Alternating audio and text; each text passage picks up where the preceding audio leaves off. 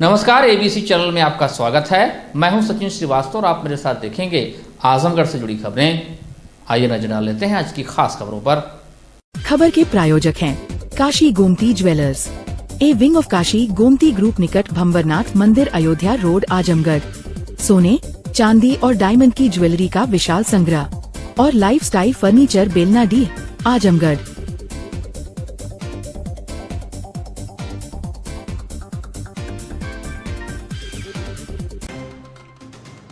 तो ये बड़ी खबर है आजमगढ़ से, जहां जिले के रवनापार थाना क्षेत्र के जोकहरा गांव में लखनऊ एसटीएफ, आजमगढ़ स्वाट टीम और सिधारी पुलिस की संयुक्त कार्रवाई के दौरान मुठभेड़ हुई। इसमें एक इनामी बदमाश ढेर हो गया है। जानकारी के अनुसार रवनापार थाना क्षेत्र के जोकहरा गांव में गुरुवार देर रात लखनऊ एसटीएफ, आजमगढ़ की स्वाट टीम और थाना सिधारी पुलिस की संयुक्त टीम ने घेराबंदी की। इस दौरान बदमाशों ने पुलिस टीम पर फायरिंग शुरू कर दिया। जवाबी कार्रवाई में एक बदमाश ढेर हो गया, जबकि 3 अन्य मौके से फरार हो गए।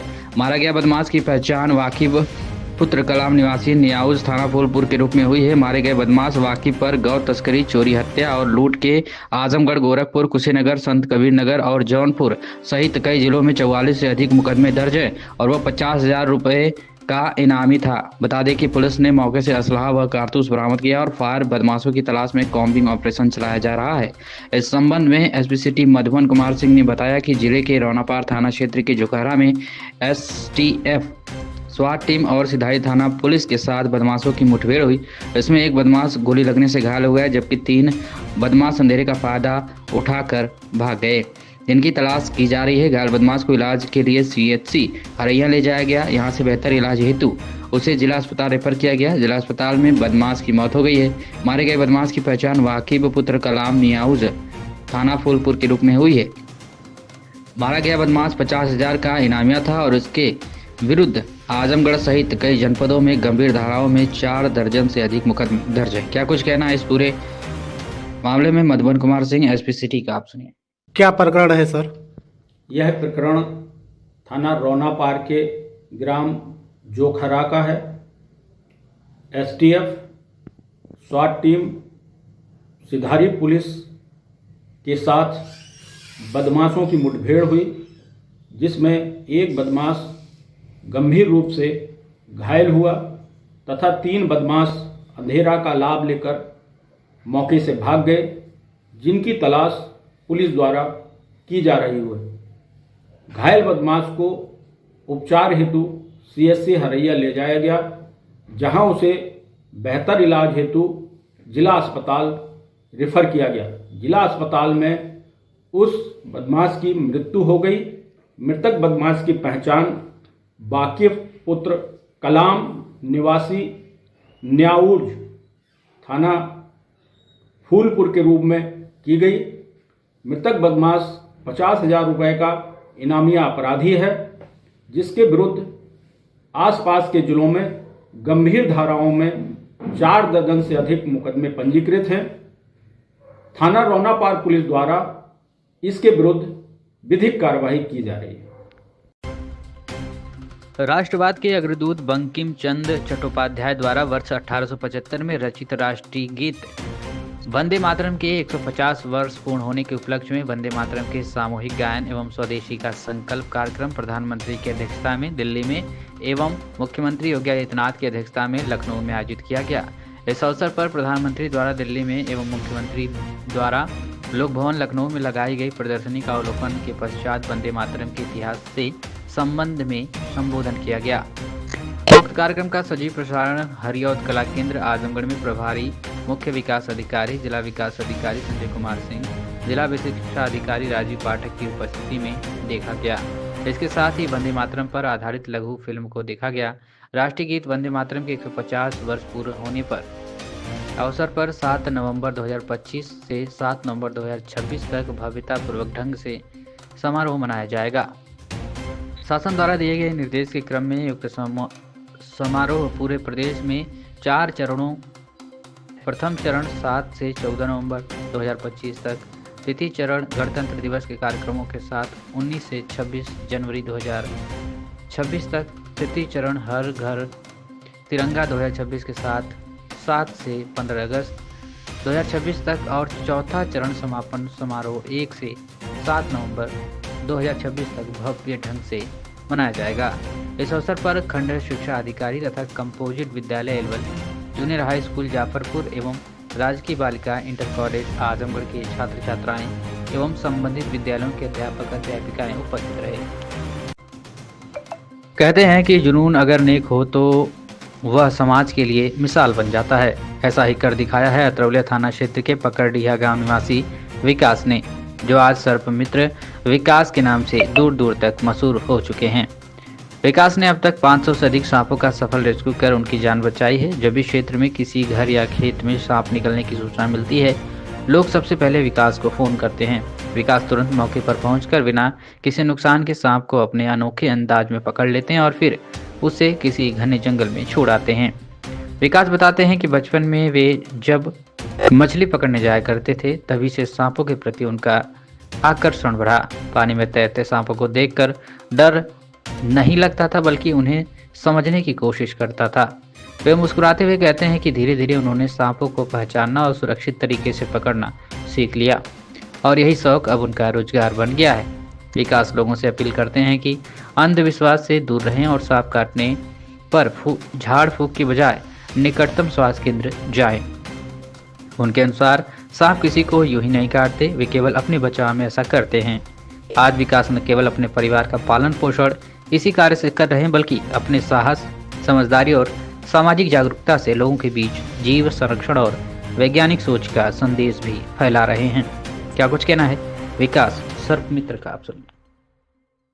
क्या नाम है भैया आपका? नाम विकास हमारा। कहाँ घर पड़े भैया? पकड़डीहा। पकड़डीहा घर। आज देखते हैं आप इस सांप पकड़ने का काम करते हैं। जी जी जी जी। और ये कहाँ से आपने प्रेरणा ली और कैसे पकड़ना स्टार्ट किया? अब कब पहला सांप पकड़े थे इसके बारे में? पहला सांप तो जब हम कभी कभी मछली पकड़ने जाते थे तो तालाब में उसी समय पानी वाला सांप जो रहता है वही सांप मिलता था। तो जब वो सांप धीरे धीरे पकड़ते पकड़ते फिर धामन पकड़ने लगे, तो ऐसे प्रैक्टिस बढ़ती गई। तो फिर जो है कभी कभी ऐसा भी सांप पकड़ते थे। अब हमारा जो है रोज़ का ही काम है, समझ लो रोजगार हमारा रोजी रोटी अब इसी को बना लिए हैं कि हर रोज़ सांप निकाला जाता है, और चाहे वो जहरीला हो या बिना जहरीला हो। कैसे अभी तक कितने सांप पकड़ चुके होंगे और कहाँ इसको छोड़ते हैं? लगभग 500 सांप, जहाँ जैसे जिधर एरिया में पकड़ा जाता है उधर अगर कहीं जंगल टाइप का थोड़ा अपन मतलब गांव जो वहाँ से 2-3 किलोमीटर की दूरी पे हो, तो उसी जंगल में इसको जो है छोड़ दिया जाता है। लोगों को जैसे कि आज आपने कोबरा पकड़ा है, लोगों को अंधविश्वास है, क्या कहना चाहेंगे? अंधविश्वास का मतलब झाड़ फूंक के चक्कर में तो बिल्कुल ना पड़े, ना तंत्र मंत्र के चक्कर में पड़े। आप जो है इसे अगर आपको बाइट करता है, जहरीला सांप है या बिना जहरीला है, तो आप जो है झाड़ फूंक के चक्कर में ना पड़े। तुरंत जो है अपना सिटी हॉस्पिटल या आपके छितौनी में सामुदायिक वाला, यहाँ तरौलिया में सामुदायिक है, छितौनी में आपका PGI है, हर जगह जो है स्नेक एंटीवेनियम उपलब्ध है। तो आप समय से पहुँचें। अगर आपको समय से 40-50 मिनट का समय रहता है, अगर इसके अंदर में आप पहुँच गए तो आपका इलाज हो जाएगा, आप सही समय से ठीक हो सकते हैं।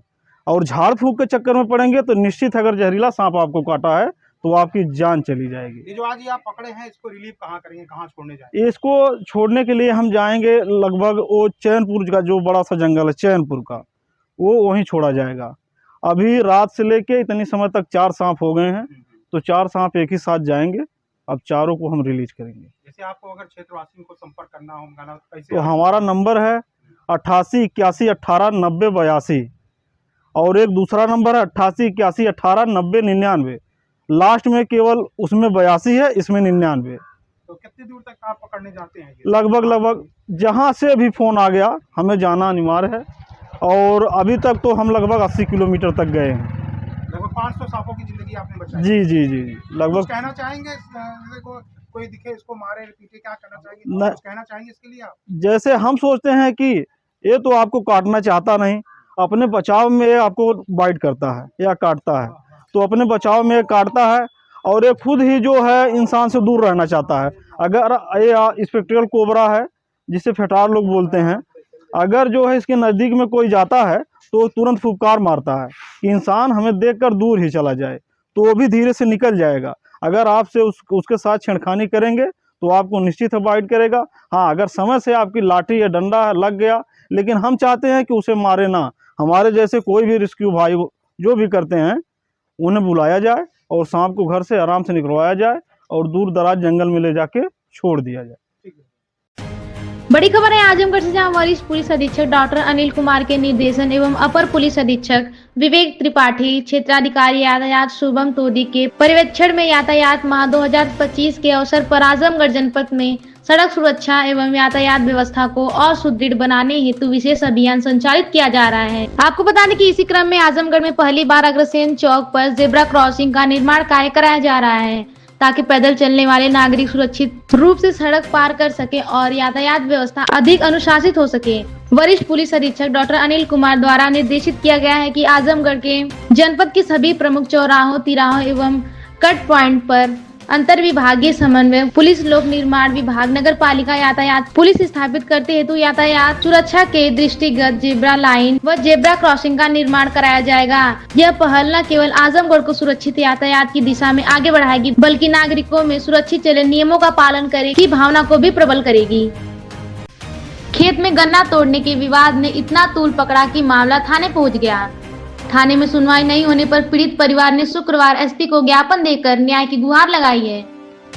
आपको बता दें कि पीड़िता मानती देवी पत्नी संजय राजभर ने ज्ञापन में बताया कि 5 नवंबर को समय 11 बजे दिन में वह अपने बच्ची, जिसकी उम्र 4 वर्ष है, को अपने खेत से गन्ना तोड़कर दिया था, जिसके संबंध में गांव के रहने वाले राधेश्याम सिंह पुत्र शिवमूर्त सिंह ने पीड़िता के लड़के को गन्ने के लिए मारने पीटने लगा।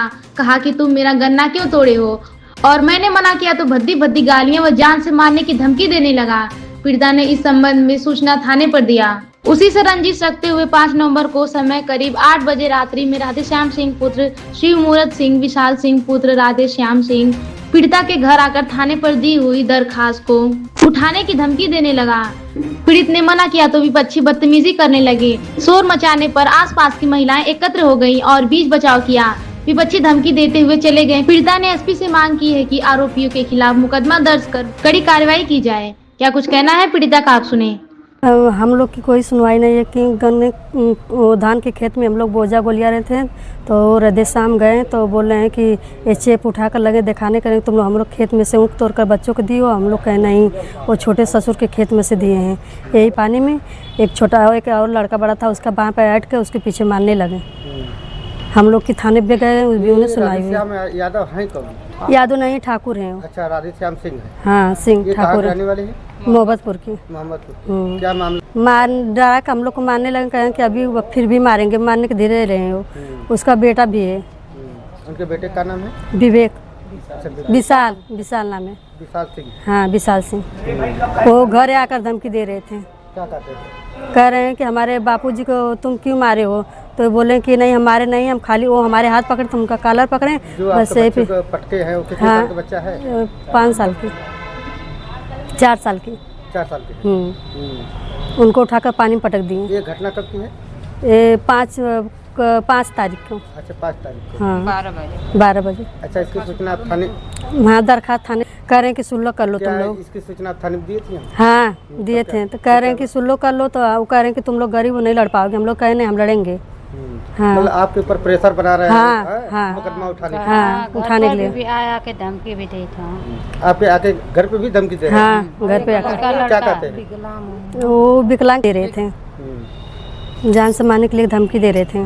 जान से मारने की हाँ, धमकी दे रहे हैं। हाँ, आपको ही के पूरे परिवार को? सबको मारने? हाँ, सबको, गांव को सबको। चाहती हैं कि ये उनकी हम लोग की कार्रवाई न्याय दीजिए और उसके ऊपर हाँ, उसके ऊपर मुकदमा करिए। अच्छा, उनके ऊपर मुकदमा। हाँ। बड़ी खबर है आजमगढ़ से, यहाँ तूफान के चलते बेमौसम बरसात से किसानों के फसलों के क्षति के संबंध में अखिल भारतीय किसान महासभा ने शुक्रवार को धरना प्रदर्शन पर जिलाधिकारी को ज्ञापन दिया। ज्ञापन के माध्यम से किसान महासभा ने अवगत कराया कि तूफान के चलते प्रदेश के अवध, तराई, बुंदेलखंड, पूर्वांचल, पश्चिमांचल में हुई बारिश से धान की कटी फसलों सहित तमाम फसलें क्षतिग्रस्त हो गई हैं, जिससे किसानों का भारी नुकसान हुआ है। किसान इस नुकसान के चलते बहुत परेशान हैं। इसमें धान के साथ साथ आलू, सरसों, लाही, मटर आदि की भी फसलें शामिल हैं, जिससे आर्थिक क्षति के चलते रबी की फसलों की बुआई भी बाधित हो गई है। इसलिए किसानों को आर्थिक सहायता की जरूरत है और सरकार के तरफ से किसानों के क्षति का मूल्यांकन करने और क्षतिपूर्ति देने की कार्यवाही भी नहीं शुरू हुई है। इसलिए अखिल भारतीय किसान महासभा उत्तर प्रदेश किसानों की पीड़ा के साथ अपनी एकजुटता जाहिर करते हुए जिला मुख्यालय पर धरना प्रदर्शन करके हो रहे धरना प्रदर्शन के माध्यम से 6 सूत्री मांगों का ज्ञापन दिया। क्या कुछ कहना है विनोद सिंह जिला प्रभारी का, आप सुने। क्या नाम है? विनोद सिंह, अखिल भारतीय किसान महासभा जिला प्रभारी आजमगढ़। आज किन मांगों को लेकर आप दिया चाहते हैं? आज की मांग है, अभी हाल ही में जो बारिश हुई, बरसात से धान की फसलों सहित आलू दलहन तिलहन की फसलें बर्बाद हो गई हैं पूरे उत्तर प्रदेश में। तो राज्यव्यापी आह्वान के तहत आज जिला मुख्यालयों पर प्रदर्शन करते हुए इसी सवाल पर ज्ञापन देना है कि फसलें बर्बाद हुई हैं, सरकार आर्थिक पैकेज घोषित करे, इसकी जांच कराए, किसानों को मुआवजा दे और धान अब कट रहे हैं, अभी कहीं खरीदारी नहीं हो रही है, गाँव में बिचौलिए औने पौने दाम पर खरीद रहे हैं। दूसर की मांग यह है कि रबी के फसल की बुआई शुरू हो गई है, डीएपी बाजार से गायब है, किसान इधर उधर भागम भाग कर रहे हैं। सरकार खाद बीज की पर्याप्त मात्रा में बाजार में गारंटी करे, सुनिश्चित करे कि उन्हें उपलब्ध मिले, हर जगह परेशान ना हो। इन्हीं सब सवालों को लेकर के आज यहाँ प्रदर्शन किया जा रहा है। और सवाल हैं, सरकार कही कि हम सचिव स्तर की वार्ता करके एमएसपी की कानूनी गारंटी देंगे, लेकिन अब तक नहीं हुआ। तो हमारी यह भी मांग है कि उसको किया जाए, किसानों को कर्जे से मुक्त किया जाए और लगातार किसानों के साथ लगातार हिला हवाली हो रही है। हम कह रहे हैं कि जो किसान अपना 3 महीने तक पूरी खाद बीज और सब कुछ लगा करके फसल जब पक करके घर में आना चाहिए था, उस समय बारिश के वजह से सड़ गई।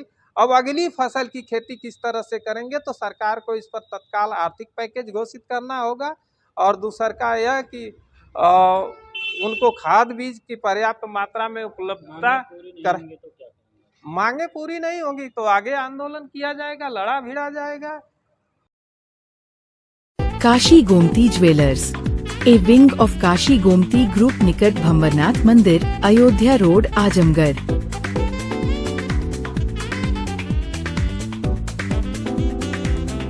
गोल्ड, डायमंड और सिल्वर की ज्वेलरी का विशाल संग्रह।